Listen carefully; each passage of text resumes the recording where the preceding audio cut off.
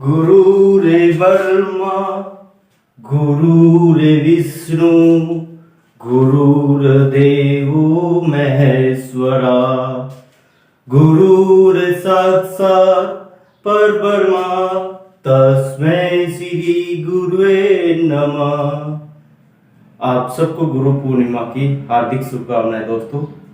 And आज हम again start कर रहे हैं दोस्तों आरपीसी सेकंड ग्रेड शिक्षक भर्ती द्वितीय पेपर मैथमेटिक्स। एंड हमारा चैप्टर चल रहा था दोस्तों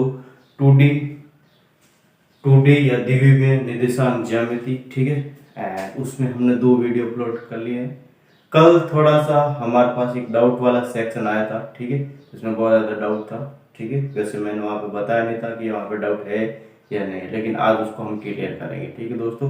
कल जो हमने हेडिंग लगाई थी वो वापस लगाई मैंने, मूल बिंदु को यथावत रखते हुए अक्षों को थीटा कोण पर घुमाने पर। इसके लिए दोस्तों 2 निर्देशांक रहेंगे, ठीक है। एक निर्देशांक जो मैंने कल बताया था वो, और एक नया, ठीक है। कैसे मैं कह रहा दोस्तों, अगर मूल बिंदु को थीटा कोण पर घुमाने पर जो नई स्थिति, ठीक, मूल बिंदु को यथावत रखते हुए अक्षों को थीटा कोण पर घुमाने पर, या अक्षों को थीटा कोण पर घुमाने पर जो बिंदु है प्लेन के अंदर, जो बिंदु पहले की जो स्थिति है P(x,y), ठीक है, और नई स्थिति बन रही है P1(x1, y1), ठीक है दोस्तों।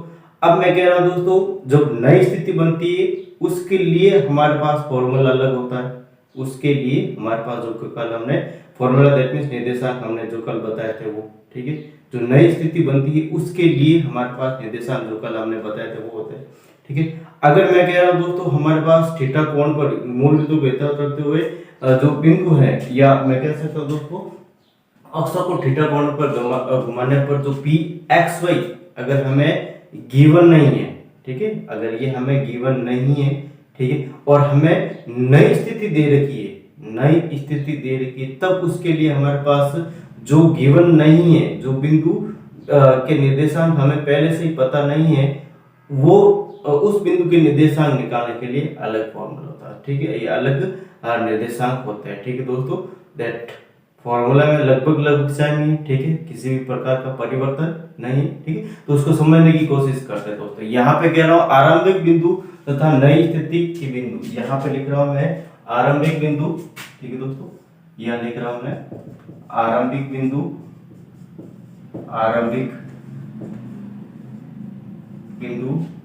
और आरंभिक बिंदु लिख रहा हूँ 2 P(x,y), ठीक है, P(x,y) तथा नई स्थिति का बिंदु, तथा यहां लिख रहा हूं दोस्तों मैं नई स्थिति का बिंदु, और इसको मैं लिख देता हूं जस्ट P, ठीक है, एंड x1 और y1, ठीक दोस्तों। अब मैं यहां पे बात कर रहा हूं दोस्तों, सबसे पहले मुझे निकालना हो, अगर क्या निकालना हो, xy मींस यहां पे मैं कह रहा हूं दोस्तों मुझे x और y कोऑर्डिनेट निकालना है, x निर्देशांक और y निर्देशांक। या फिर मैं कह रहा हूं दोस्तों हमें अगर मूल बिंदु को यथावत रखते हुए, ठीक है, और अक्षों को थीटा कोण पर घुमाते तो नई स्थिति हमें प्राप्त हो जाए, नई स्थिति हमें दे रखी है, ठीक है। अगर क्वेश्चन में हमें दे रखी है और जो मूल स्थिति जो हमारे पास है, ये x कोऑर्डिनेट और y कोऑर्डिनेट, जो पहले की जो बिंदु की स्थिति है, जो निर्देशांक हमें पता नहीं हो, तब उसको निकालने के लिए हमारे पास इस प्रकार से टेबल रहता है, ठीक है दोस्तों। टेबल इस प्रकार से हमारे पास रहेगा, ठीक है। इस टेबल को मैं यहाँ पे बना देता हूँ, देखो जस्ट मैं कह रहा हूँ दोस्तों इस प्रकार से हमारे पास रहेगा, ठीक है। लगभग सेम है यहाँ पे, ठीक, लगभग सेम है, किसी भी प्रकार का परिवर्तन नहीं है, ठीक है। यहाँ पे लिख रहा हूँ मैं x और y, ठीक है, यहाँ पे लिख रहा हूँ मैं x1 और y1, ठीक है, यहाँ पे लिख रहा हूँ मैं x1 y1, और यहाँ पे वर्टिकली लिख रहा हूँ दोस्तों x और y, ठीक है। अब मैं यहाँ पे लिख रहा हूँ दोस्तों cos थीटा, ठीक, cos थीटा, और यहाँ पे माइनस का sin थीटा, एंड यहाँ पे लिख रहा हूँ sin थीटा, एंड यहाँ पे cos थीटा। दैट मींस यहाँ से मैं क्या कर रहा हूँ दोस्तों, x की वैल्यू निकाल, x कोऑर्डिनेट यानी x cos theta and minus का y sin थीटा, ठीक है। x कोऑर्डिनेट यहाँ पे मैं लिख रहा हूँ दोस्तों x1 cos थीटा, ठीक है, माइनस यहाँ पे sin माइनस का y sin थीटा, ये x कोऑर्डिनेट है, ठीक है दोस्तों।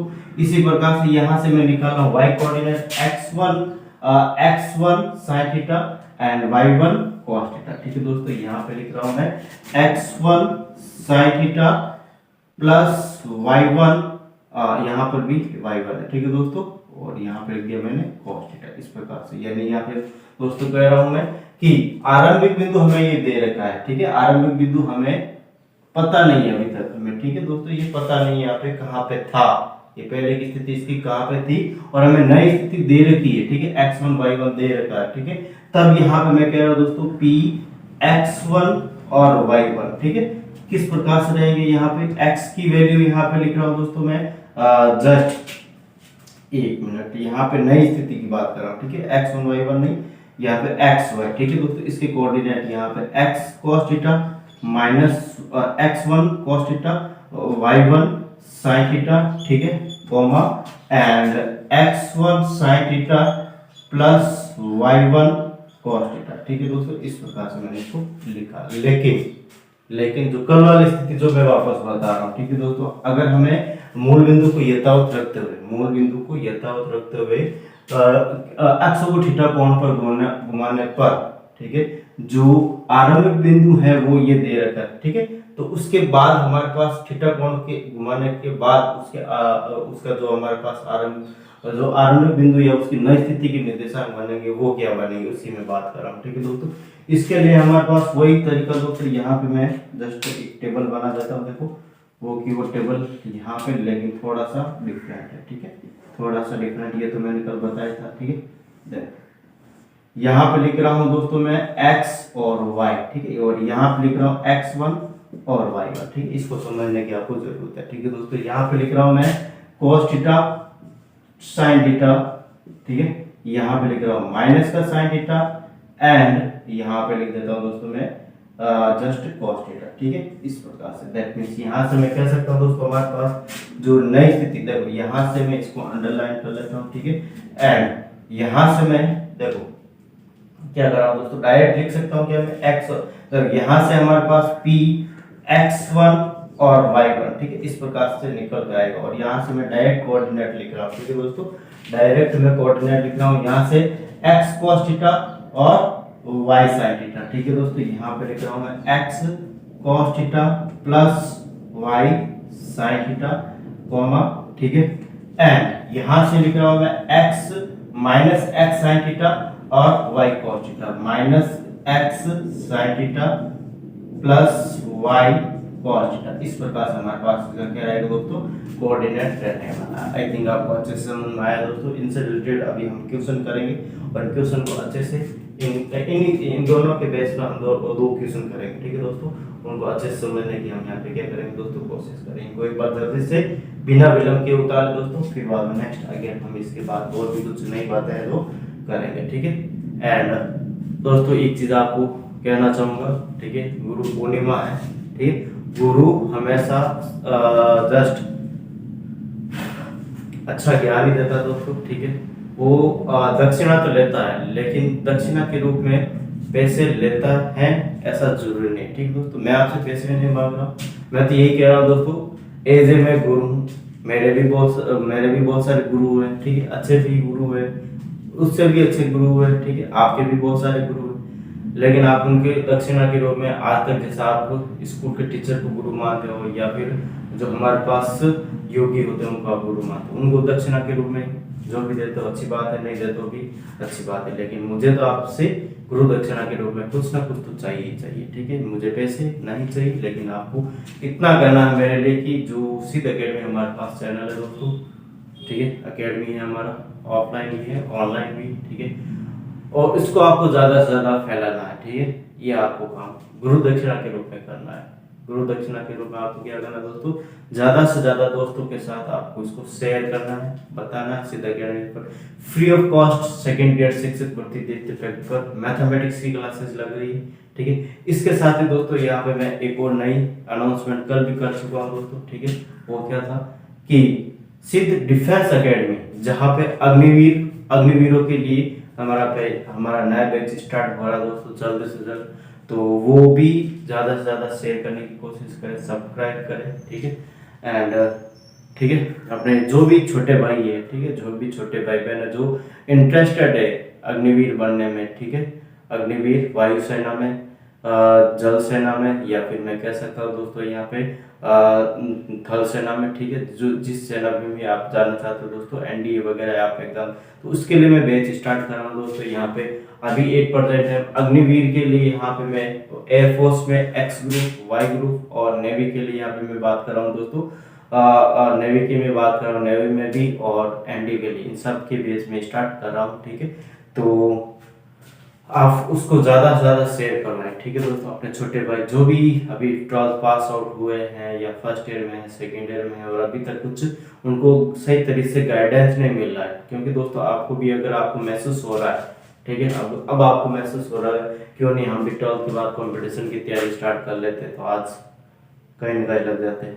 कभी कभार क्या होता है कि 12th करने के बाद 1 साल बाद या 3 साल बाद ग्रेजुएशन होने के बाद या इतना टाइम गुजरने के बाद आदमी को क्या होता है, थोड़ा सा चेतना जागृत होती है कि हाँ यहाँ से कुछ हमें प्राप्त हो सकता है कंपटीशन की तैयारी करने से, ठीक है। तो वहाँ से तैयारी स्टार्ट करने से अच्छा है कि आप शुरू से ही अगर आप तैयारी करते हैं तो अच्छा होता है। लेकिन अगर आप नहीं कर पाए हैं, अगर ऐसा आप नहीं कर पाए हैं, तो अपने जो आने वाली जनरेशन है, ठीक है, आने वाली जनरेशन, उनको आप गाइडेंस करें। आप अगर शिक्षित हैं, ठीक है, आप अगर अच्छे से पढ़ाई करके आए हो, इस फील्ड से आए हो, ठीक है, तो आप जिस चीज से आप गुजरे हो, जिस परिस्थितियों से आप गुजरे हो, शायद मुझे नहीं लगता है कि आप अपने छोटे भाई को उसी परिस्थिति से गुजारने की कोशिश करोगे, ठीक है। तो आप जो भी हैं, अगर आप अच्छे से कैरियर की गाइडेंस करते हो, ठीक है, जैसे आपका एयरफोर्स अग्निवीर है, या फिर मैं कह रहा हूँ दोस्तों, अगर आप सेकंड ग्रेड की तैयारी कर रहे हो और आप सोच रहे हो कि अगर 11th-12th के बाद में अगर यूपीएससी की भी तैयारी कर लेता आज तक, ठीक है, 3 साल तो ग्रेजुएशन के हो गए, 2 साल मुझे बीएड के हो गए, ठीक है, और 1 आध साल और बीच में गैप मान लो, ठीक है। आप सेकंड ग्रेड की तैयारी आप मान लो नहीं है आपके पास गया, तो भी 5 साल हो गए। 5 साल के लिए अगर यूपीएससी आरएस की तैयारी करते तो दोस्तों यहाँ पे मानो आप मान सकते हो अपने आप को कुछ कर पाते, ठीक है। लेकिन कुछ परिस्थिति होती है दोस्तों जो हम नहीं कर पाते, तो उन परिस्थितियों को आप टालें, ठीक है, और अपने जो आने वाले जनरेशन को अच्छे से गाइड करें कि आप करना क्या चाहते हैं, ठीक है। अगर आप यूपीएससी आरएस या हाईएस्ट जो भी आपके वैकेंसीज रहती है, एसएससी बैंकिंग है, या फिर मैं कह सकता हूँ डिफेंस में भी बहुत अच्छा स्कोप है अगर आप जाना चाहते हैं शुरुआत में, ठीक है। तो वहाँ पे आप अपने जो भी छोटे भाई बहन उसको गाइडेंस करें, ठीक है दोस्तों। तो मेरा भी यही काम है, मैं भी यही करता हूँ दोस्तों। मैं भी कॉलेज में पढ़ाता हूँ, स्कूल में पढ़ाता हूँ, अपने आसपास अपने कॉलोनीज के बच्चों को पढ़ाता हूँ, ठीक है, उनको ऐसा ही गाइडेंस करता हूँ मैं, ठीक है। क्योंकि दोस्तों मैं अपना जो स्तर है, ठीक है, जिस चीज़ की मैं पढ़ाई कर रहा हूँ, जैसे मैं अभी सेकंड ग्रेड की तैयारी कर रहा हूँ, ठीक है, आप मान रहे हो मैं भी सेकंड ग्रेड की तैयारी कर रहा हूँ, लेकिन मैं उसी चीज़ को पढ़ा रहा हूँ, ठीक है। काफ़ी ऐसा होता है कि मैं सेकंड ग्रेड की तैयारी कर रहा हूँ, 10th तक पढ़ा रहा हूँ, 8th तक पढ़ा रहा हूँ, वो कुछ इस तरह नहीं होता दोस्तों। यहाँ पे जिस चीज़ के जिस लेवल पे आप हो उसी लेवल का आप कार्य करो, मेरा ये मानना होता है, ठीक है दोस्तों। ये हमेशा से मेरा मानना है, आज से नहीं, हमेशा से, ठीक है। मैं जब बीएससी पास आउट हुआ तो तब मैं बीएससी वालों को पढ़ा रहा था, है ना। तो ये चीज़ें होती है दोस्तों, ठीक है, ये चीज़ें करनी भी चाहिए और कर सकते हो, ऐसा नहीं कि नहीं कर सकते, आप कर सकते हो, लेकिन आपको थोड़ा सा आपने जो अंदर जो आपकी शक्ति है, ठीक है, साहस है, वो होना चाहिए, ठीक है, क्रेज होना चाहिए, पागलपन होना चाहिए इसके लिए आपको, ठीक है। तो आप कर सकते हो दोस्त, इसमें कोई प्रॉब्लम नहीं, ठीक है। और मैं तो चाहता हूँ कि मैं मेरे से ऊपर वाले की क्लासेस भी लूँ, ठीक है, लेकिन मैंने अभी ज्ञान इतना प्राप्त किया नहीं है, ठीक है। लेकिन मैं कंपटीशन जो क्लासेस अभी 8% ले रहा हूँ दोस्तों, कंपटीशन की ले रहा हूँ, जैसे आपको पढ़ा रहा हूँ अभी डिफेंस वाले की स्टार्ट कर रहा हूँ, ठीक है, कंपटीशन वाले की क्लासेस ले रहा हूँ। मतलब अगर मेरा अभी तो मेरा यहाँ से कोई इनकम सोर्स नहीं है, लेकिन अगर मान लो कि कहीं से अच्छा इनकम सोर्स बनने की कोशिश हो, ठीक है, तो गवर्नमेंट वालों को पीछे रख देता है, ठीक है। आप जानते भी हो, ठीक है, लाखों रुपए कमाते हैं महीने के लोग, ठीक है, दिन के भी कमाते हैं यूट्यूब के माध्यम से, या फिर अपने जो अकेडमी है, ठीक है, जैसे बहुत बड़ी बड़ी कंपनीज हो गई, ठीक है, जैसे यहाँ पे मैं कह रहा हूँ उत्कर्ष हो गई, या फिर अन अकेडमी हो गई, बाजूस हो गई, वेदांतु, ठीक है, बहुत सारी कंपनियां हैं, ठीक है, जो अच्छे से अपना जो करियर है अपना डेवलप किया, 4-5 सालों के अंदर अपना ये बिजनेस स्टार्ट किया। ठीक है, तो ये जो बिजनेस ये दोस्तों और कुछ नहीं है। ठीक है, लेकिन आपको फ्री ऑफ कॉस्ट अपग्रेड शिक्षा मिल रही है। ठीक है, बहुत कम कॉस्ट में। ठीक है, तो अच्छी बात है दोस्तों, और मैं तो यहाँ पे फ्री ऑफ कॉस्ट ही दे रहा हूँ। ठीक है, तो मेरा कहना का मतलब दोस्तों ये अपने छोटे भाई बहनों को अच्छे से गाइडेंस करें। ठीक है, अगर आप डिफेंस की तैयारी करना चाहते हैं तो मेरे साथ जुड़ जाइए। ठीक है, उनको कहें मेरे साथ सिर्फ डिफेंस एकेडमी के साथ जुड़े आप। ठीक है, जिससे कि अच्छे से आपको फायदा हो सके दोस्तों। ठीक है, एंड नेक्स्ट अगेन मैं बात कर रहा हूँ दोस्तों इसके बाद यहाँ पे इनसे रिलेटेड क्वेश्चन की। ठीक है, ज़्यादा ज्ञान नहीं देना चाहिए दोस्तों, मैं कभी देता नहीं हूँ ज्ञान, मैं हमेशा क्लास के अंदर आता हूँ और सिर्फ पढ़ाता हूँ। ठीक है, क्योंकि दोस्तों सिर्फ पढ़ना है। ठीक है, मैं अगर इधर की उधर बातें करता हूँ, इधर से उधर मतलब हंसी मजाक की बात करता हूँ। ठीक है, क्लास में 1 घंटे की क्लास के अंदर आधा घंटा पढ़ाई आधा घंटा आप मजाक, तो वो पढ़ाई नहीं होती दोस्तों, वो आपका टाइम पास होता है। मैं ऐसा नहीं करना चाहता, मैं अपना 100% यहाँ पे देना चाहता हूँ। ठीक है, 100% आपको कोई जरूरी इन्फॉर्मेशन होती है तो मैं इन्फॉर्मेशन देता हूँ, लेकिन आपके साथ वल्गर या फिर मैं कह सकता हूँ तो आपके साथ अच्छा ही व्यवहार करके चल रहा हूँ। ठीक है, तो देखते हैं आप इसको एक बार जल्दी से करें दोस्तों।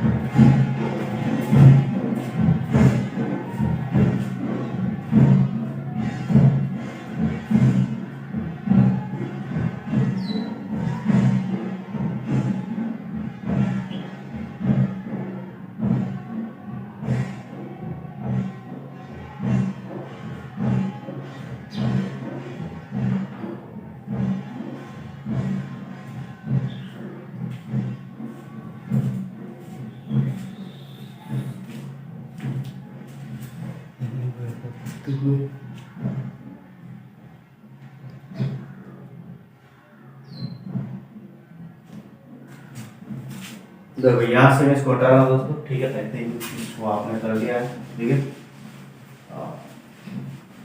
नेक्स्ट अगेन यहाँ पे इनसे रिलेटेड क्वेश्चन की बात करते हैं। ठीक है दोस्तों,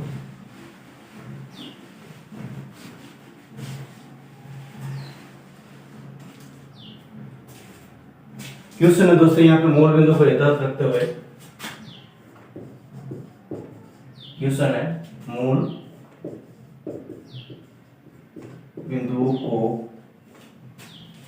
बिंदु को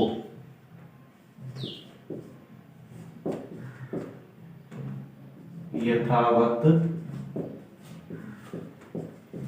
रखते हुए अक्षों को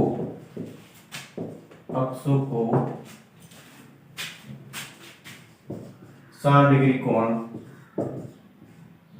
पर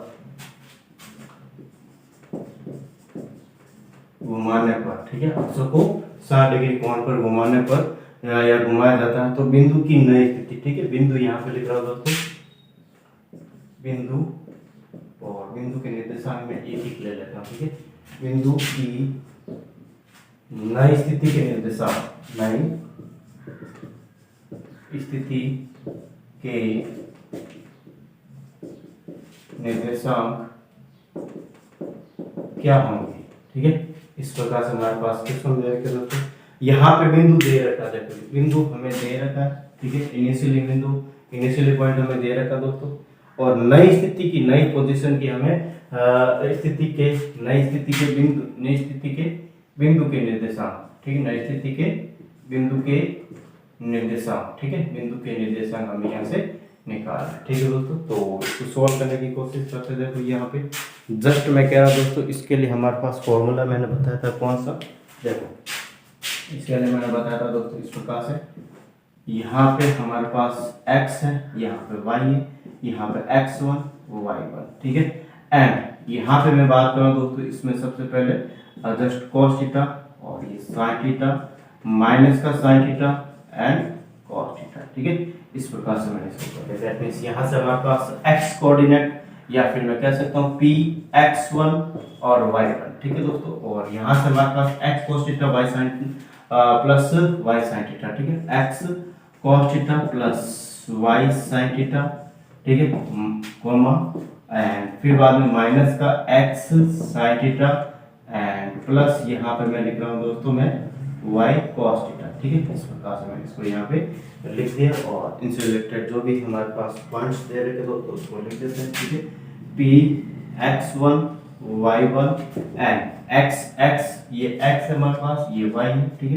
तो 1 इंटू cos 60 का मान यहाँ पे कितना रहेगा दोस्तों, यहाँ पे 1/2 प्लस यहाँ पे y1 और sin 60 का मान यहाँ पे कितना रहेगा दोस्तों, √3/2, फिर बाद कोमा -1 इंटू यहाँ से sin 60 का मान यहाँ पे √3/2 प्लस 1 इंटू cos 60 का मान यहाँ पे 1/2, ठीक है दोस्तों। इस प्रकार से मैंने इसको कर लिया। दैट मींस यहाँ पे इसका फाइनल आंसर रहेगा 1/2 प्लस √3/2, ठीक है, एंड अगेन यहाँ पे √3/2 प्लस 1/2, ठीक है। इसको आगे लिख रहा हूँ दोस्तों मैं, ठीक है, इसको एलसीएम ले लेते हैं, ठीक है, और आगे इसको लिख देते हैं। देखो यहाँ पे चलो में माइनस का साइन है ना, ये माइनस है, ठीक है, तो इसको 1 या √3, ठीक है, √3 प्लस 1/2, इस प्रकार से हमारे पास क्या रहेगा दोस्तों, इसका आंसर रहेगा। इसको एक बार जल्दी से करें दोस्तों, फिर बाद में इससे आगे इसी का जैसे एक और क्वेश्चन करें दोस्तों जो ऐसा का ऐसा रहने वाला है, ठीक है।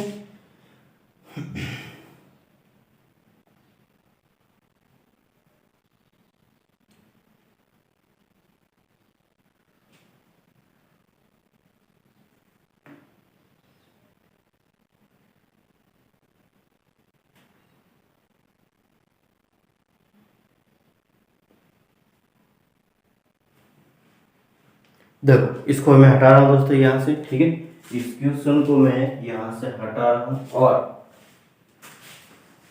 देखो यहाँ से मैं क्या कर रहा हूँ दोस्तों, हटा रहा हूँ पूरा नहीं हटा रहा हूँ, ठीक है, आधा क्वेश्चन हटा रहा हूँ। इसी क्वेश्चन के अंदर इसका जो अभी हमने क्वेश्चन किया था दोस्तों उसका उल्टा लिख रहा हूँ, ठीक है, इसका उल्टा लिख रहा हूँ, ठीक है दोस्तों। कैसे, देखो मूल बिंदु को यथावत रखते हुए अक्षर को 60 डिग्री कोण पर घुमाने से, ठीक है, घुमाने से यहाँ पे लिखा दोस्तों अक्षों को 60 डिग्री कोण पर घुमाने से देखो किसी बिंदु की नई स्थिति के निर्देशांक, किसी बिंदु के नई स्थिति के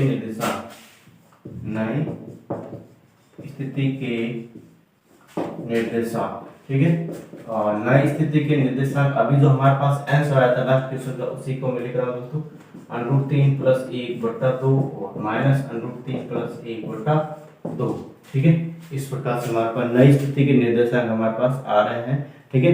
तो यहाँ पे लिख रहा हूँ दोस्तों है तो बिंदु की, यहाँ पे लिख रहा हूँ दोस्तों मैं वापस जो इनिशियल पॉइंट था, ठीक है, इनिशियल पॉइंट यानी बिंदु के मूल स्थिति के निर्देशांक क्या होंगे, बिंदु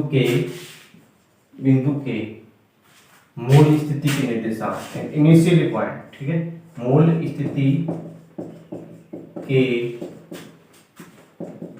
निर्देशांक क्या होंगे, ठीक है दोस्तों। यानी हमें यहाँ पे अक्षर को 60 डिग्री कोण पर घुमाने के बाद नई स्थिति की निर्देशांक हमें ये दे रखे, लेकिन जो इनिशियल जो आरंभिक स्थिति थी जो बिंदु की, किसकी, बिंदु की, उसके निर्देशांक हमें यहाँ से निकालना। तब यहाँ पे मैं क्या है दोस्तों, इसके लिए हमारे पास जो फॉर्मूला होता है वो कैसा होता है दोस्तों, देखो जस्ट इस प्रकार से होता है, ठीक है। यहाँ पे लिख रहा हूँ मैं x1 y1, ठीक है, और यहाँ पे x और y, ठीक है, इस प्रकार से लिखा मैंने, एंड यहाँ पे लिख रहा हूँ दोस्तों मैं cos थीटा, ठीक है, एंड माइनस का sin थीटा और यहाँ पे sin थीटा एंड यहाँ पे cos थीटा, ठीक है। यहाँ पे मैं बात कर रहा हूँ दोस्तों नई स्थिति की निर्देशांक p x y बराबर यहाँ से x cos theta, x1 cos theta और माइनस का y1 sin थीटा, ठीक है, x1 cos थीटा, ठीक है, एंड माइनस का y1 sin थीटा, ठीक है। फिर बाद में यहाँ पे लिख रहा हूँ x1 sin थीटा, ठीक है, x1 sin theta plus y1 cos theta, ठीक है दोस्तों। इस प्रकार से मैंने यहाँ पे इसको लिखा। ठीक है, इस प्रकार से फिर क्या होंगे दोस्तों, कोऑर्डिनेट होंगे। ठीक है, यहाँ से जो मूल बिंदु के निर्देशांक यहाँ से हमारे पास बन के आ जाएगा। ठीक है दोस्तों, इसको आगे सॉल्व करने की कोशिश करो। देखो जस्ट x1 हमारे पास क्या देगा दोस्तों, ये हमारे पास x1 है और ये y1, इस चीज को थोड़ा सा आपको ध्यान में रखना। ठीक है, x1 देगा दोस्तों √3 + 1/2 into cos theta. cos theta यानी 60, cos 60 का मान 1/2 होगा। ठीक है दोस्तों, इस प्रकार से लिखिए माइनस y1 और y1 यहाँ पे हमारे पास क्या दे रखा y1 और y1 दे रखा दोस्तों माइनस, ये माइनस का साइन है, ये माइनस का साइन है, यहाँ पे माइनस का √3 + 1/2 और फिर बाद में यहाँ पे sin थीटा। ठीक है, और sin थीटा यहाँ पे sin 30 का मान, sin 60 का मान √3/2। ठीक है, इस प्रकार से ये आपके बीच में कॉमा है। ठीक है, इस प्रकार से मैंने इसको लिख दिया। ठीक है दोस्तों, फिर बाद में अगेन हमारे पास आगे वाला जो स्थिति रहेगा दोस्तों, उसकी मैं बात कर x1 यहाँ पे √3 + 1/2। ठीक है, इनटू यहाँ पे sin 60 का मान यहाँ पे √3/2 या sin 60 का मान √3/2।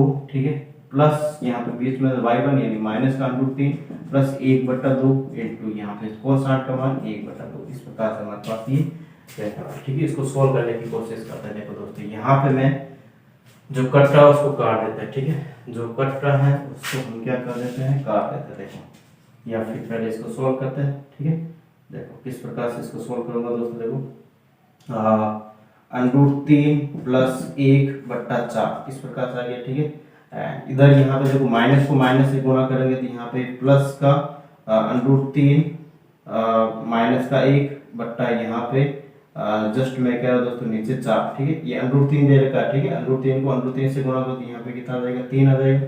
ठीक है, एंड √3 को 1 से गुणा करूंगा। ठीक है दोस्तों, तो यहाँ पे माइनस का √3 हो जाएगा। ठीक है, इस प्रकार से मैंने इसको यहाँ पे लिख दिया। ठीक है दोस्तों, इसी प्रकार से यहाँ पर भी एक कोमा बीच में। ठीक है दोस्तों, अब देखो यहाँ से क्या क्या करता है, पहले तो यहाँ से देख लेते हैं दोस्तों। देखो या फिर इसको ऐसे रहने देता है। ठीक है, यहाँ से देखो √3 को √3 + 1/2 को √3/2 से गुणा कर रहा हूँ। ठीक है, तो 3 + √3 बट्टा यहाँ पे नीचे कितना 4 है। ठीक है, या फिर देखो इस प्रकार से मैंने इसको कर लिया। नेक्स्ट अगेन हमारे पास दोस्तों मैं कह रहा हूँ माइनस, ये प्लस, देखो यहाँ पे प्लस माइनस माइनस हो जाएगा, इसको ब्रैकेट में ले लेता हूँ। ठीक है, एंड यहाँ पे √3 + 1/4 इस प्रकार से हमारे पास स्थिति हो जाएगी। ठीक है दोस्तों, इसको मैं यहाँ पे नेक्स्ट आगे कर रहा हूँ। देखो यहाँ से देखो √3/4 √3/4 प्लस का ये माइनस का। ठीक है, ये आपस में कर जाएगा। मैं इसको अलग अलग नहीं कर रहा हूँ दोस्तों, डायरेक्ट कर रहा हूँ क्योंकि हमारे पास जगह नहीं है। ठीक है, और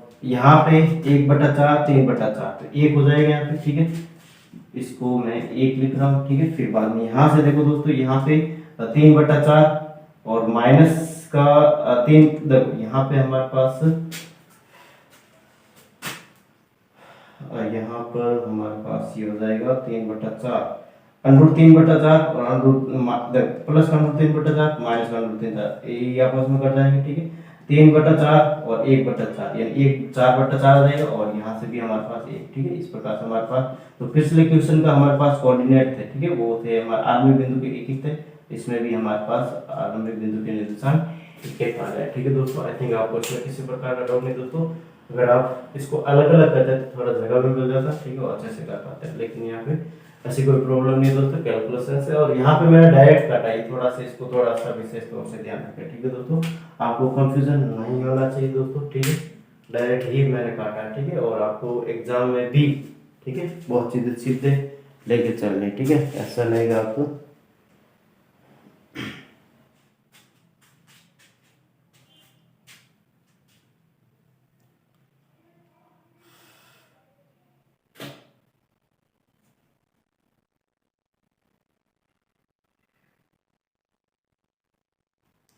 देखो। इसके बाद यहाँ पे दोस्तों नेक्स्ट क्वेश्चन की मैं बात कर रहा हूँ, या फिर मैं इससे पहले डाउट क्लास दोस्तों हमारे दोस्तों का यहाँ पे। ठीक है, उसकी मैं बात कर लेता हूँ। ठीक है, हमें यहाँ पे दूरी सूत्र के बारे में हमने कल बात की थी। ठीक है दोस्तों, और दूरी सूत्र का हमने क्या बताया था, √x2 - x1 का होल स्क्वायर y2 - y1 का होल स्क्वायर। ठीक है, क्वेश्चन था दोस्तों यहाँ पे डाउट का वो था कि अगर हमें दूरी रूप दे रखा है। ठीक है, दूरी रूप में हमें निर्देशांक दे रखे तब इसको कैसे निकालेंगे। यहाँ पे मैं बात कर रहा हूँ दोस्तों दूरी सूत्र की। ठीक है, दूरी सूत्र। और दूरी सूत्र में यहाँ पे लिख रहा हूँ दोस्तों, बिंदु ए दे रखा और ये बी दे रखा, ठीक है। ए और बी जिसके निर्देशांक है x1 y1 और x2 y2, ठीक है। यहाँ पे ए बी के बीच की दूरी निकालने के लिए हमने यहाँ पे क्या लगाया था दोस्तों, x2 माइनस x1 का whole square plus y2 minus y1 का होल स्क्वायर, ठीक है।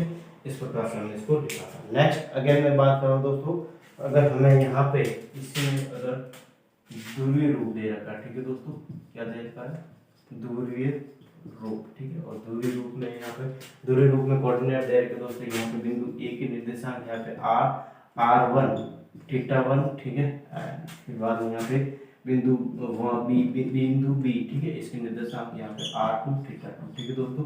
तो इसको मैंने यानी कार्टेशियन फॉर्म से जो हमारे पास कार्तीय रूप से ध्रुवीय रूप में परिवर्तन करने के लिए मैंने यहाँ पे परिवर्तन किया था, और इसके लिए मैंने निर्देशांक बनाए थे दोस्तों। वो क्या थे, यहाँ पे मैं बता सकता हूँ दोस्तों, यहाँ पे r1 cos थीटा, देखो यहाँ पे a के लिए, ठीक है दोस्तों, r1 cos थीटा, ठीक है, और कोमा, ठीक है, r1 sin थीटा, ठीक है। फिर बिंदु b के लिए भी मैंने बात की थी दोस्तों, यहाँ पे बिंदु b के लिए यहाँ पे r2 cos थीटा, ठीक है, एंड, ठीक है, r2 cos theta and r2 sin theta. अब इन दोनों के बीच की दूरी हम आसानी से निकाल सकते हैं इस फॉर्मूले के माध्यम से, ठीक है दोस्तों। देखिए इसको अप्लाई कर लेते हैं। देखो जस्ट मैं कह रहा हूँ दोस्तों, इसके लिए यहाँ पे ए बी के बीच की दूरी, ठीक है, तो यहाँ पे लिख रहा हूँ अंडर रूट और r2 देखो यानी कि x2 minus x1, x2 that यहाँ पे cos थीटा इधर यहाँ पे θ2 है और यहाँ पे θ2 है, ठीक है दोस्तों। इसको थोड़ा सा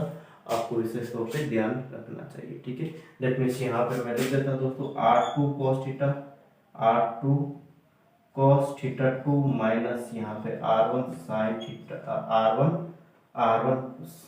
cos θ1 का होल स्क्वायर, ठीक है, प्लस यहाँ पे मैं लिख रहा हूँ दोस्तों r2 sin θ2 माइनस यहाँ पे लिख रहा हूँ r1 sin θ1 का होल स्क्वायर, ठीक है दोस्तों। इस प्रकार से इसको लिखा, उसको सॉल्व करने की क्या करते हैं दोस्तों, कोशिश करते हैं, ठीक है। अब देखो यहाँ से मैं इसको डायरेक्ट लिख देता हूँ दोस्तों। देखो यहाँ से मैं इसको क्या कर रहा हूँ, डायरेक्ट यहाँ पे इसको मैं लिख रहा हूँ। और कैसे लिख रहा हूँ देखो दोस्तों, यहाँ से आप थोड़ा सा सोचने की जरूरत है आपको, ठीक है, सोचने की क्या जरूरत है। देखो दोस्तों यहाँ पे r2 cos θ2 minus r1 cos θ1 का whole square, a minus b का होल स्क्वायर यानी a square plus b square minus 2ab, यहाँ से भी a square minus b square minus 2ab। That means यहाँ से मैं कह सकता हूँ दोस्तों r2 cos θ2 का square, r2 square cos θ2 square, ठीक है। और यहाँ से भी r2 स्क्वायर sin स्क्वायर θ2, यानी दोनों पास पास में आगे प्लस है, इसके भी आगे प्लस। तो यहाँ से मैं कह सकता हूँ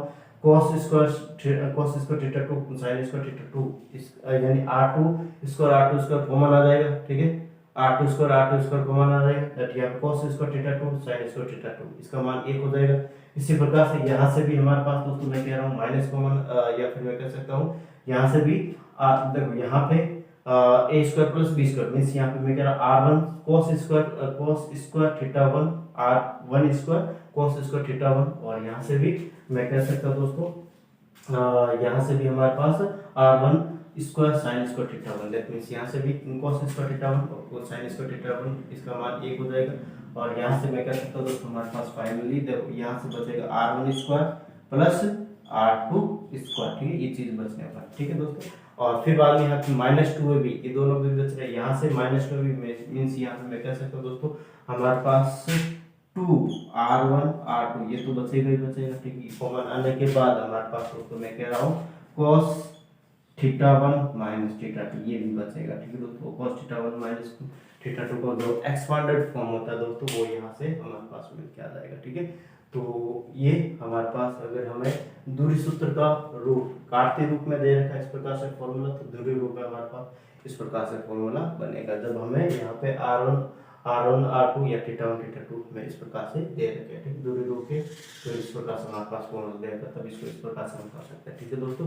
तो इसको भी एक बार जल्दी से बिना विलंब किए करें, फिर बाद नेक्स्ट अगेन इसके बाद बात कर रहा हूँ दोस्तों। इसके बाद यहाँ पे आगे की जो प्रॉब्लम्स है दोस्तों इसको सॉल्व करने की कोशिश करते हैं। एक और क्वेश्चन था दोस्तों हमारे पास, हमारे दोस्तों के साथ शेयर किया गया था, ठीक है।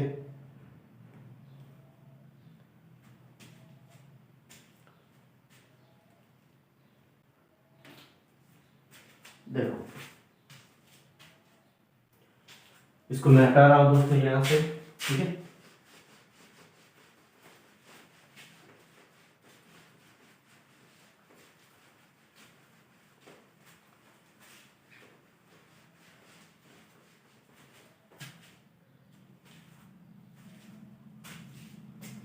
यहाँ पे मैं कह रहा हूँ एक समबाहु त्रिभुज के दो शीर्ष, ठीक है दोस्तों। यहाँ पे लिख रहा हूँ क्वेश्चन, एक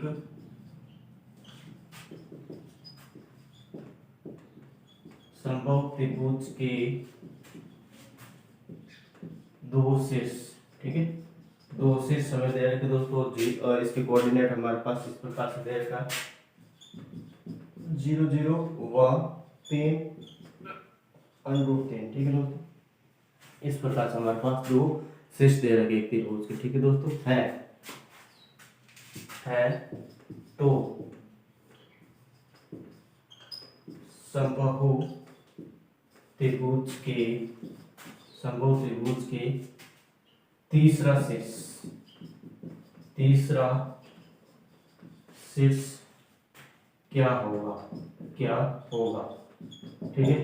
एंड इसके लिए ऑप्शन दे रखे दोस्तों यहाँ पे इस प्रकार से देखिए, ऑप्शन नंबर ए और ऑप्शन नंबर ए लिख रहा हूँ 3 -√3, ऑप्शन नंबर बी लिख रहा हूँ दोस्तों यहाँ पे 0 और √3, ठीक है। या फिर मैं कह सकता हूँ दोस्तों, देखो यहाँ पे मैं ऑप्शन नंबर इसको मैं 3 ही लेता हूँ, ठीक है, और इसको मैं 3 -√3 लेता हूँ, और इसको मैं यहाँ पे ऑप्शन नंबर सी को 0 2 √3 ले लिया, ठीक है। ऑप्शन नंबर डी को ले लिया यहाँ पे मैंने नन ऑफ दिस, ठीक है। इस प्रकार से यहाँ पे मैंने 4 ऑप्शन लिए दोस्तों, और इसको यहाँ पे देखो समबाहु त्रिभुज दे रखा है। क्या देता है दोस्तों, समबाहु त्रिभुज हमें गिवन है, दैट यहाँ पे समबाहु त्रिभुज के लिए हमें क्या पता होता है दोस्तों, यहाँ पे समबाहु त्रिभुज के लिए हमें इसको ऑप्शन के बाद से सोल्व करेंगे दोस्तों, ठीक है। समबाहु त्रिभुज की तीनों भुजाएं बराबर होती है, यानी दो बिंदु के बीच की दूरी, मान लो कि दो बिंदु ए दे रखा है, ठीक है, और ये बी दे रखा है, ठीक है। इन दोनों के बीच की दूरी जो भी आ रही है वो इनके साथ अगर कंपेयर करके भी इक्वल आ रही है, तब यहाँ पे कह सकते हो दोस्तों वो समबाहु त्रिभुज का तीसरा शीर्ष होगा, ठीक है। तो इसके लिए मैं बात कर रहा हूँ दोस्तों, सबसे पहले इन दोनों के बीच की दूरी, ठीक है। इन दोनों के बीच की दूरी क्या होगी, देखो दोस्तों यहाँ से 3 - 0 का होल स्क्वायर है 9, ठीक है, प्लस यहाँ पे मैं कह रहा हूँ दोस्तों, प्लस यहाँ पे मैं कह रहा हूँ √3 का होल √3 - 0 √3 का होल स्क्वायर यानी कि 3 हो जाएगा, और यहाँ पे 12 √12, यानी यहाँ पे इन दोनों के बीच की दूरी दोस्तों, यहाँ ए और बी के बीच की दूरी √12 हमारे पास में रही है, ठीक है दोस्तों। अब यहाँ पे मैं कह रहा हूँ दोस्तों, मान लो जस्ट ये ए है और ये बी है और ये सी है, ठीक है। अब यहाँ पे ए की निर्देशांक यहाँ पे 0 0 है और बी की निर्देशांक यहाँ पे 3 √3 है। इनके बीच की दूरी अगर √12 है तो ये भी √12 होना चाहिए और ये भी √12 होना चाहिए, ठीक है। मतलब यहाँ पे मैं कह रहा हूँ बी सी, ठीक है। अब यहाँ से मैं एक एक ऑप्शन को उठा रहा हूँ, ठीक है दोस्तों, एक एक ऑप्शन को यहाँ से मैं उठा रहा हूँ, ठीक है। और कैसे देखो दोस्तों, यहाँ पे मैं कह रहा हूँ यहाँ से पहले ए ऑप्शन को ले लेना, ठीक है, इसके बीच के कंपेरिजन करता है, ठीक है। इन दोनों के बीच की दूरी, यानी कि मैं कह रहा हूँ दोस्तों अगर √12 आती है तब यहाँ पे मैं ऑप्शन ये हमारे पास ए करेक्ट होगा, ठीक है। तो 3 - 0 9, ठीक है, 3 - 0 9, 9 का स्क्वायर यहाँ पे 3 - 0 यानी 3 का स्क्वायर 9, ठीक है, प्लस यहाँ पे 3 - 0 यानी 9, ठीक है। दैट यहाँ पे कितना है दोस्तों √18, दैट ऑप्शन नंबर ए हमारे पास करेक्ट हो गया, ऑप्शन नंबर ए हमारे पास करेक्ट हो गया, ठीक है दोस्तों। फिर बाद में ऑप्शन नंबर बी की बात करें, इन दोनों के बीच की दूरी, ठीक है। तो 3 - 0 यहाँ पे मैं कर सकता हूँ दोस्तों, यहाँ पे 9 होता है, ठीक है। 3 - 0 यानी 3 का स्क्वायर 9, प्लस यहाँ पे मैं कह रहा हूँ माइनस का √3 में से 0 घटा तो माइनस का √3 होगा, और इसका स्क्वायर करेंगे तो यहाँ पे 3 हो जाएगा, ठीक है। दैट यहाँ पे √12 आ रहा है, दैट मींस यहाँ पे मैं कह सकता हूँ दोस्तों इन दोनों के बीच की दूरी हमारे पास √12 है, ठीक है। तो मैं कह रहा हूँ दोस्तों इसके साथ भी हमारे पास, इसके साथ भी √12 होनी चाहिए, इन दोनों के बीच की दूरी तो √12 होनी चाहिए, तो इसको भी चेक कर लेते हैं एक बार, ठीक है। एक तो हमारे पास √12 आएगा, ठीक है। नेक्स्ट अगेन मैं कह रहा हूँ 3 में से 3 जाएगा तो यहाँ पे कितना आ जाएगा दोस्तों, 3 में से 3 जाएगा तो 0, 0 का स्क्वायर 0 होता है, ठीक है। और फिर बाद में -√3 में से √3 जाएगा तो माइनस का 2 √3, ठीक है, और इसका स्क्वायर करेंगे माइनस का 2 √3 का होल स्क्वायर करेंगे दोस्तों यहाँ पे, तो हमारे पास हो जाएगा 4 × 3 12, ठीक है, और इसका भी मान √12, मतलब वहां पे मैं कह सकता हूँ दोस्तों ऑप्शन नंबर हमारे पास बी करेक्ट है, ठीक है दोस्तों। ऑप्शन नंबर हमारे पास बी करेक्ट है, ठीक है, ऑप्शन नंबर बी करेक्ट है। इसी प्रकार से मैं कह रहा हूँ दोस्तों इसको एक बार ऑप्शन सी को भी चेक कर लेते, हो सकता है ये भी हमारे पास करेक्ट हो। ठीक है, तो यहाँ पे मैं कह रहा हूँ दोस्तों ऑप्शन नंबर सी भी करेक्ट होगा। ठीक है दोस्तों, तो देखो यहाँ पे मैं कह रहा हूँ कि जीरो में से जीरो जाएगा तो हमारा जीरो, 2√3 में से जीरो जाएगा तो यहाँ पे मैं कह सकता हूँ दोस्तों हमारे पास 2√3, और 2√3 का स्क्वायर हमेशा √12। ठीक है, यानी यहाँ पे मैं कह सकता हूँ दोस्तों हमारे पास ऑप्शन नंबर सी भी, यानी इस इन दोनों के बीच की दूरी भी हमारे पास √12 आ रही है। ठीक है दोस्तों, इन दोनों के बीच की भी दूरी √12 आ रही है। ठीक है, अब इन दोनों के बीच की दूरी भी हम चेक करते हैं दोस्तों। यहाँ पे जीरो में से 3 जाएगा तो -3। ठीक है, जीरो में से 3 जाएगा तो -3, -3 का स्क्वायर 9। ठीक है, फिर बाद में यहाँ पे मैं कह रहा हूँ दोस्तों दो √3 में से √3 जाएगा तो 1√3, और 1√3 का स्क्वायर यहाँ पे 3 होता है, तो यहाँ पर भी √12 आ रहा है। ठीक है, मतलब यहाँ पे मैं कह रहा हूँ दोस्तों इन दोनों के बीच की भी दूरी हमारे पास मतलब ऑप्शन नंबर सी भी हो सकता है। ठीक है, यानी कि दोस्तों यहाँ पे ऑप्शन नंबर डी भी करेक्ट है, ऑप्शन नंबर सी भी करेक्ट है। ठीक है, ऑप्शन नंबर बी भी करेक्ट है और ऑप्शन नंबर सी भी करेक्ट है, क्योंकि दोस्तों ऐसे क्वेश्चन आते हैं। ठीक है, जैसे यहाँ पे जेई मेंस का अगर एग्जाम देते हो तो मल्टीपल चॉइस के क्वेश्चन आते हैं। ठीक है दोस्तों, मल्टीपल चॉइस के यहाँ पे क्वेश्चन आते हैं। ठीक है, मतलब यहाँ पे मैं कह रहा हूँ ए, यहाँ पे स्टेटमेंट के फॉर्म में ए करेक्ट होगा, या ए भी करेक्ट होगा, या बी सी करेक्ट होगा, या कोई भी करेक्ट नहीं। ठीक है, तो बी सी करेक्ट हमारे पास होगा। ठीक है, मल्टीपल चॉइस के क्वेश्चन हमारे पास ऑप्शन में मिलता है। ठीक है दोस्तों, तो इसको एक बार कर ले। ठीक है, इसका डायग्राम भी मैं बात करना चाहता हूँ दोस्तों। ठीक है, तो यहाँ पे मैं कह रहा हूँ अगर यहाँ पे मैं कह रहा हूँ दोस्तों कि जैसे तीसरा ये कोऑर्डिनेट है। ठीक है दोस्तों, तीसरा कोऑर्डिनेट हमारे पास क्या मिल रहा है, एक तो मिल रहा है 3 -√3। ठीक है दोस्तों, इस प्रकार से मिल रहा है। तो दूसरा कोऑर्डिनेट यहाँ पे इस प्रकार से भी तो हो सकता है। ठीक है, ये ए बी सी। ठीक है, तीसरा कोऑर्डिनेट यहाँ पे। ठीक है, यहाँ पे तीसरा शीर्ष, त्रिभुज का तीसरा शीर्ष यहाँ पे। ठीक है, तो ये इस प्रकार से भी तो हो सकता है, इस प्रकार से होके यहाँ पे 0, 2√3। ठीक है दोस्तों, इस प्रकार से हमारे पास इसका डायग्राम बन सकता है। ठीक है दोस्तों, क्योंकि दोस्तों ठीक है इस प्रकार से भी बन सकता है, इसलिए हमारे पास इसका 2 ऑप्शन करेक्ट होंगे। ठीक है दोस्तों, आगे सुनो में इसको एक बार जल्दी से बिना विलंब किए करिए। यानी कि अगर यहाँ से इन ये तीनों दूरी हमारे पास √12 देंगे तो ये भी √12 दे सकती है। ठीक है, ये भी, यानी इसका जो तीसरा शेष है वो 0, 2√3 भी हो सकता है। ठीक है, इसको आपको विशेष तौर से ध्यान देंगे। इसको एक बार जल्दी से बिना विलंब किए करें, फिर बाद में नेक्स्ट अगेन यहाँ पे मैं बात कर रहा हूँ इसके बाद आगे वाले पॉइंट्स की। ठीक है, आगे वाले क्वेश्चन की।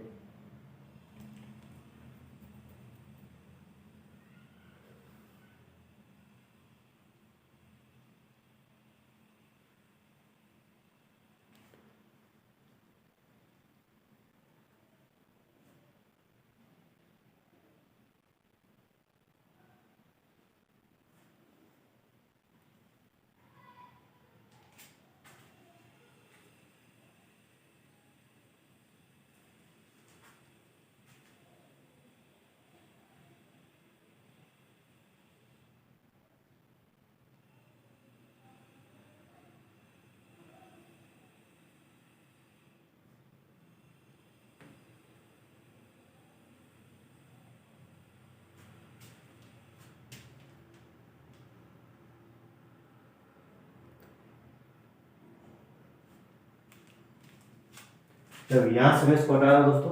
ठीक है,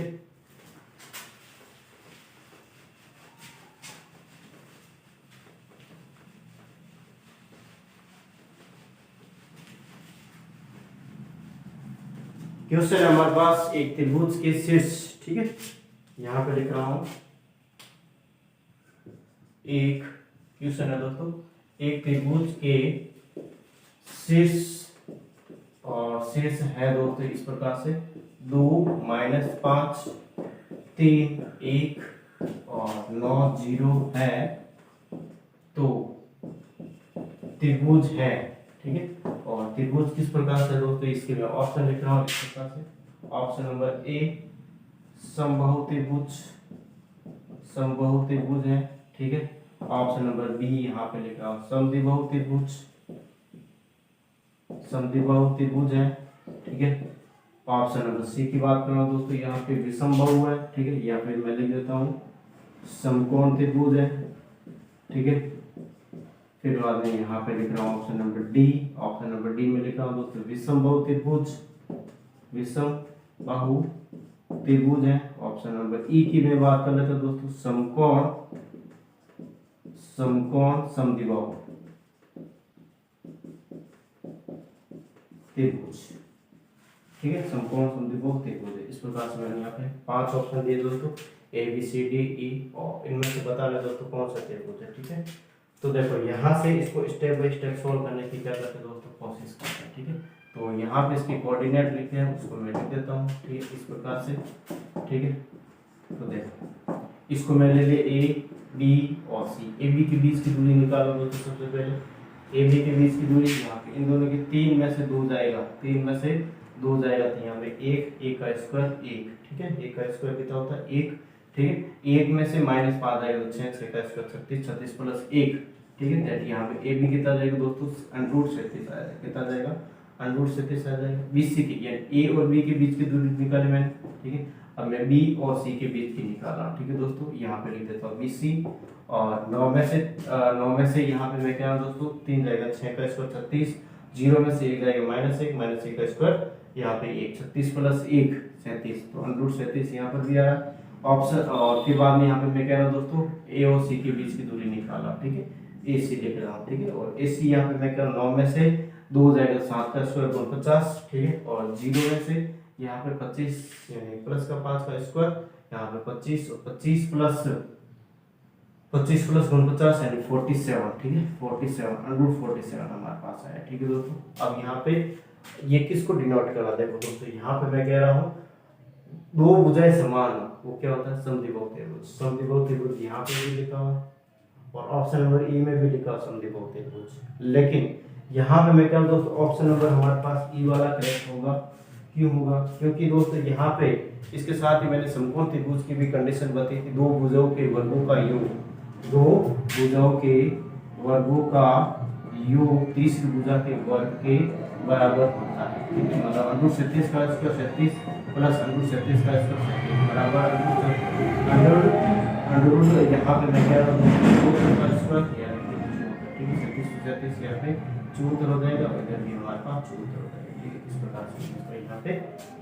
ठीक है, तो इसको दोस्तों एक बार जल्दी से बिना विलंब किए हुए। ठीक है, इसके बाद यहाँ पे इसके आगे नेक्स्ट क्वेश्चन की बात करते हैं। ठीक है दोस्तों, और इसमें किसी प्रकार का डाउट है तो मुझे कमेंट करके बता सकते हो। ठीक है,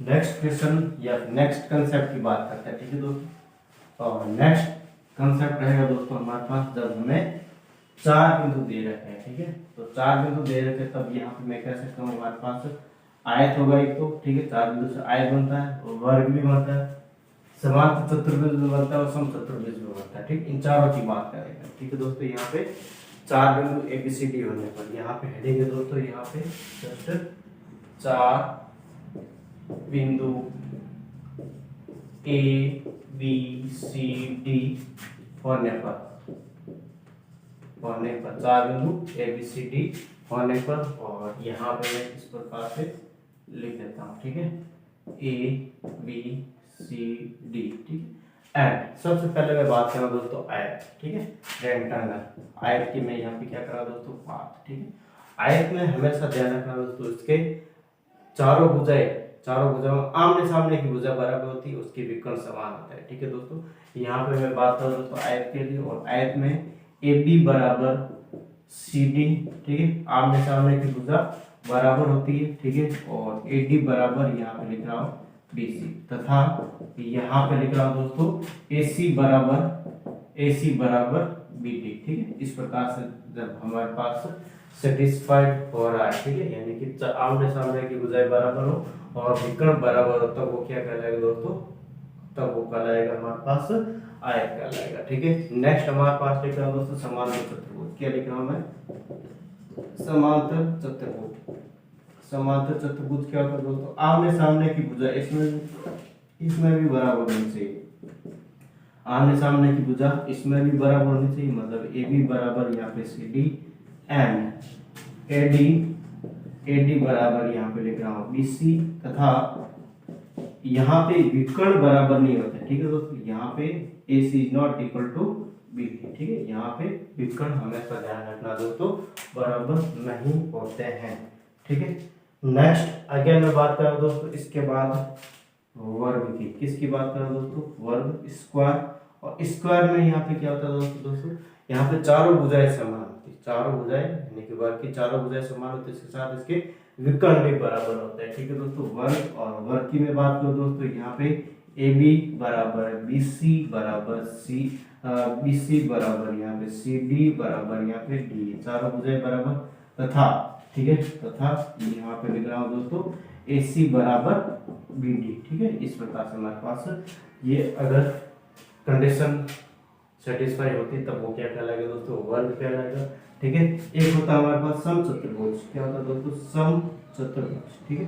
समचतुर्भुज की कंडीशन क्या होती है दोस्तों, इसमें चारों भुजाएं तो समान होती है, AB बराबर BC बराबर CD बराबर, इसकी चारों भुजाएं तो समान होती है, लेकिन इसमें इसके विकर्ण बराबर नहीं होते, ठीक है दोस्तों, तब यहाँ पे क्या कहलाएगा, समचतुर्भुज कहलाएगा, ठीक है। तो ये चारों कंडीशन को आप उतारे दोस्तों, फिर इनसे रिलेटेड जो भी क्वेश्चन बनते हैं दोस्तों, इंपॉर्टेंट क्वेश्चन बनते हैं दोस्तों और आते हैं, हर एक एग्जाम में पूछे जाते हैं, ठीक है।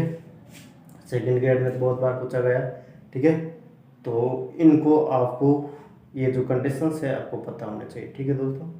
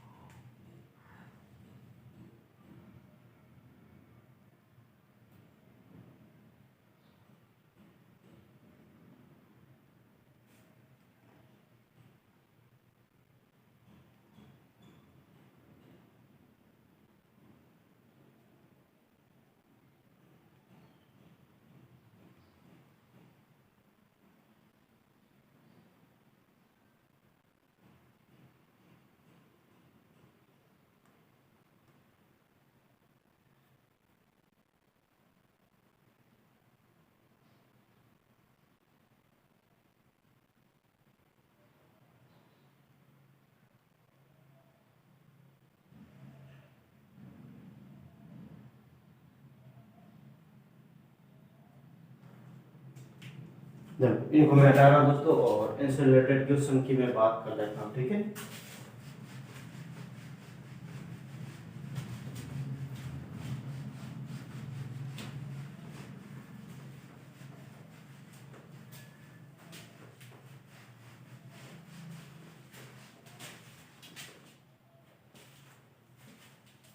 क्वेश्चन है दोस्तों, एक चतुर्भुज के क्रमागत शेष, ठीक है, यहाँ पे लिख रहा हूं, एक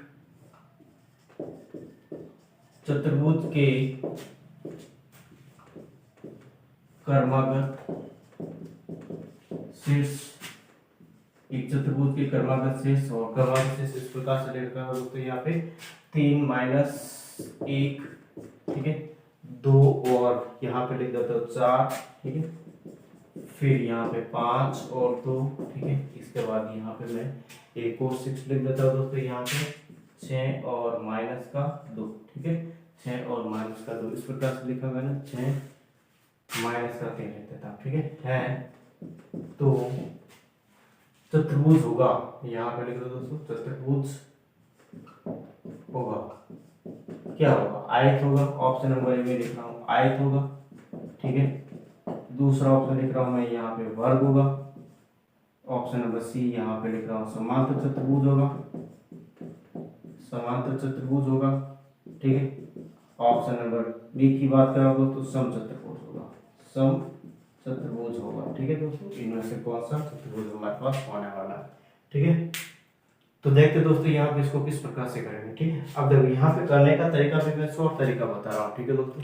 शॉर्ट तरीका कैसे, यहाँ पे मैं इसकी कोऑर्डिनेट लिख देता हूँ, 3 - 1 2 4, ठीक है, 5 2 और 6 -3। देखो मैंने अभी मैंने कंडीशन क्या लिखाई थी दोस्तों, आयत और वर्ग के लिए, आयत और वर्ग के लिए हमेशा ध्यान रखना दोस्तों, आपको क्या आयत और वर्ग के लिए सबसे पहले दोस्तों हमने कंडीशन लिखी थी कि इनके विकर्ण बराबर होते हैं। विकर्ण क्या होते हैं दोस्तों, इनके बराबर होते हैं। समांतर चतुर्भुज और समचतुर्भुज के विकर्ण बराबर नहीं होता है, ठीक है दोस्तों। तो अगर विकर्ण बराबर हो गए, अगर विकर्ण बराबर हो गए और इनमें हो गए, तब यहाँ पे मैं कह रहा हूँ दोस्तों, ये दोनों ऑप्शन डायरेक्ट हट जाएंगे। ये दोनों ऑप्शन हमारे पास डायरेक्ट हट जाएंगे, क्योंकि अगर विकर्ण बराबर है मतलब ये तो आयत होगा या वर्ग होगा, दोनों में से एक होगा, तो ऑप्शन तो दो ही बचेंगे ना हमारे पास।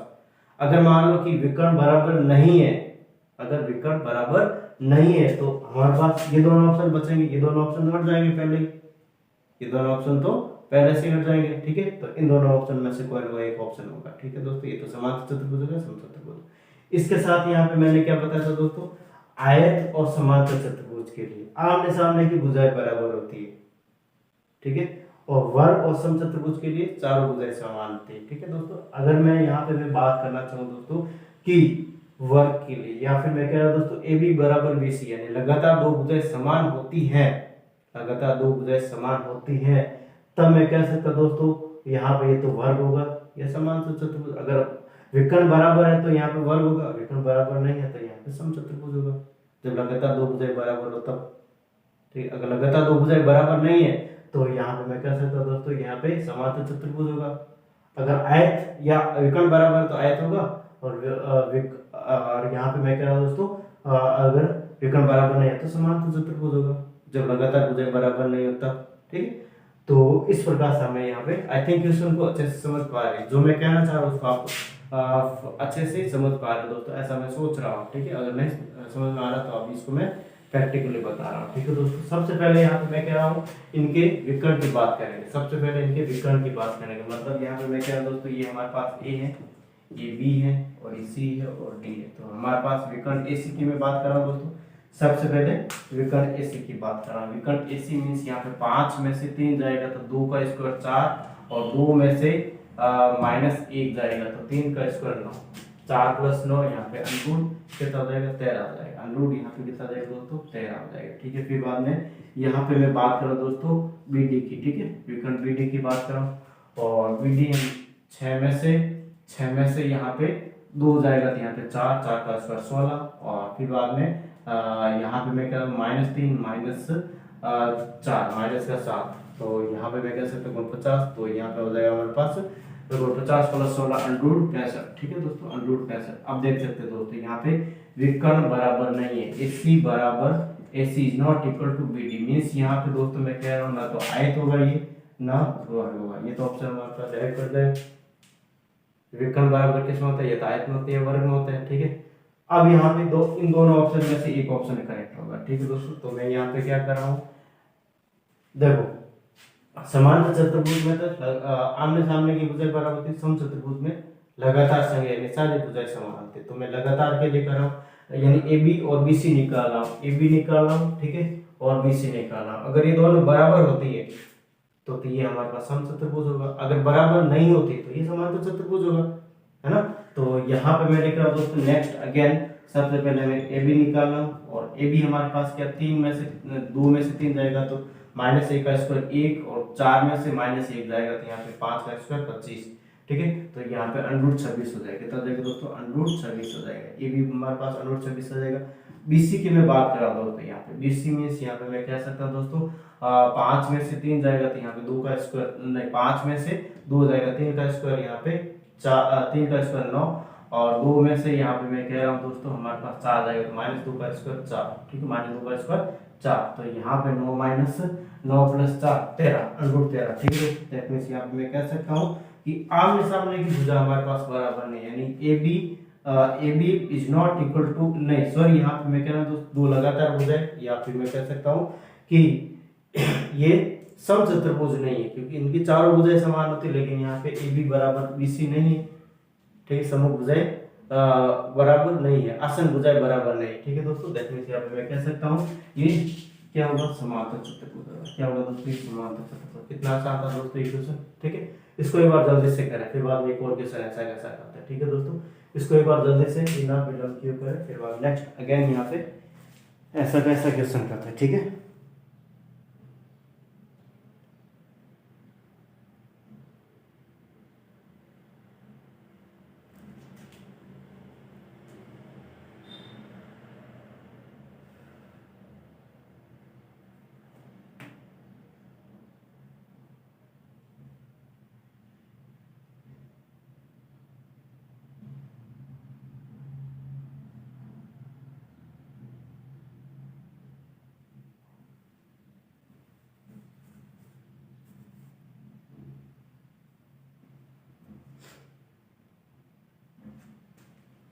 देखो यहाँ से मैं इस आंसर को हटा रहा हूँ दोस्तों, ठीक है।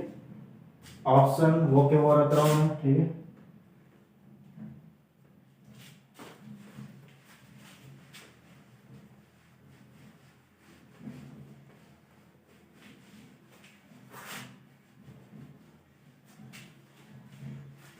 एक चतुर्भुज के क्रमागत शेष यहाँ पे दिख रहा है दोस्तों हमें, या -1 3 लिख देता हूँ, -1 3, फिर बाद में यहाँ पे लिख रहा हूँ नेक्स्ट अगेन में यहाँ पे 2 5, ठीक है। फिर बाद में यहाँ पे 4 2, ठीक है, यहाँ पे लिख देता हूँ 4 2, और फिर बाद में 1 0, ठीक है तो चतुर्भुज होगा, आयत होगा, वर्ग होगा, समांतर चतुर्भुज होगा या समचतुर्भुज होगा, इनमें से कौन सा हमारे पास करेक्ट होगा, ठीक है दोस्तों। वही अगेन पहले हमें इसके विकर्ण की बात करेंगे दोस्तों, ठीक है। सबसे पहले इनके विकर्ण की बात करेंगे, ठीक है। तो यहाँ पे AC निकालना, ठीक है दोस्तों। AC में से यहाँ पे ये A है, ये B है, और ये C है, और ये D है, ठीक है दोस्तों। 4 में से -1 जाएगा तो यहाँ पे 5 का स्क्वायर 25, और 2 में से 3 -1 का टर्न रूट 26 हो जाएगा दोस्तों यहाँ पे। फिर बाद में यहाँ पे मैं BD की बात कर रहा हूँ, ठीक है दोस्तों। इस BD की बात कर रहा हूँ, BD मीन्स यहाँ पे मैं कह रहा हूँ दोस्तों, 1 में से 2 जाएगा तो यहाँ पे -1 का स्क्वायर, यहाँ पे कितना जाएगा दोस्तों हमारे पास 1, और 0 में से 5 जाएगा तो यहाँ पे -25, तो प्लस का 25, 25 प्लस e का रूट 26 हो जाएगा यहाँ पर। तो यहाँ पे मैं मतलब यहाँ पे मैं कह सकता हूँ दोस्तों हमारे पास AC बराबर BD, ठीक है, यानी इसके विकर्ण बराबर है। मतलब यहाँ पे मैं कह सकता हूँ दोस्तों कि या तो यहाँ दोनों में से एक ऑप्शन करेक्ट होगा, ठीक है। यानी ये दोनों ऑप्शन तो हमारे पास कट गए, समांतर चतुर्भुज समचतुर्भुज में विकर्ण बराबर नहीं होते, यानी ऑप्शन नंबर ये तो आयत होगा या वर्ग होगा, ठीक है दोस्तों। और आयत और वर्ग के लिए, आयत के लिए आमने सामने की भुजा बराबर होती है, वर्ग के लिए लगातार ये चारों भुजाएं बराबर होती है दोस्तों, तो ठीक है। तो यहाँ पे मैं बात कर रहा हूँ दोस्तों, सबसे पहले AB की बात कर लेता हूँ, ठीक है, AB और फिर बात BC की। अगर AB और BC बराबर हो जाते तो वर्ग होगा, नहीं बराबर तो ये आयत होगा, ठीक है। तो देखो यहाँ पे मैं बात कर रहा हूँ दोस्तों, सबसे पहले AB, और 3 में से -1 जाएगा, 3 का स्क्वायर 9, और 2 में से -1 जाएगा, 3 का स्क्वायर 9, 5 में से 2 जाएगा तो यहाँ पे, तो यहाँ पे हो जाएगा दोस्तों 2 2 का स्क्वायर 4, तो रूट 13 हो जाएगा। यहाँ पे कितना हो जाएगा, AB रूट 13। BC की बात करो दोस्तों यहाँ पे, तो 4 में से 2 जाएगा, 2 का स्क्वायर 4, और 2 में से 5 जाएगा तो यहाँ पे -3 का स्क्वायर 9, ठीक है। तो रूट 13 है, यहाँ पर भी रूट 13। मतलब यहाँ पे मैं कह सकता हूँ दोस्तों हमारे पास AB बराबर BC दे रखा, ठीक। AB बराबर कितना दे रखा, BC दे रखा। मतलब यहाँ पे मैं कह सकता हूँ दोस्तों हमारे पास चारों भुजाएं बराबर है, तो ये क्या होगा दोस्तों, वर्ग होगा, ठीक है। क्या होगा, वर्ग होगा, ठीक है। तो आज के सेशन में दोस्तों अगर आपको किसी भी प्रकार का डाउट है तो मुझे कमेंट करके बता सकते हो। पढ़ाने का तरीका अच्छा लगा दोस्तों तो प्लीज सीधे वीडियो को शेयर करें, सब्सक्राइब करें, बेल आइकन क्लिक करें, जिससे हर एक वीडियो के नोटिफिकेशन आपको प्राप्त हो सके, ठीक है। और दोस्तों मैंने बताया था दोस्तों, सिर्फ डिफेंस एकेडमी के ऊपर आपको एयरफोर्स, नेवी, NDA जो भी आपके बैचेज या फिर अग्निवीर से जो भी वैकेंसीज आ रही दोस्तों, इन सब के बैच स्टार्ट हो रहे हैं दोस्तों, ठीक है। तो आप अपने जो कलीग्स हैं, छोटे भाई हैं, उनको अच्छे से बताएं दोस्तों। यहाँ पे आपको फ्री फर्स्ट क्लासेस मिल रही है, पूरा का पूरा कोर्स आपका यहाँ पे अवेलेबल करवाया जाएगा दोस्तों, ठीक है। तो उनको बताएं दोस्तों, ठीक है। थ्योरेटिकल प्रैक्टिस सेट सब कुछ दिया जाएगा, ठीक है। तो अपने दोस्तों को, अपने दोस्त जो भी है उसके फ्रेंड से, कलीग से, भाई बहन से सबको पता है, ठीक है दोस्तों। तो आज के लिए थैंक यू, धन्यवाद। और आज का संदेश इस प्रकार से है।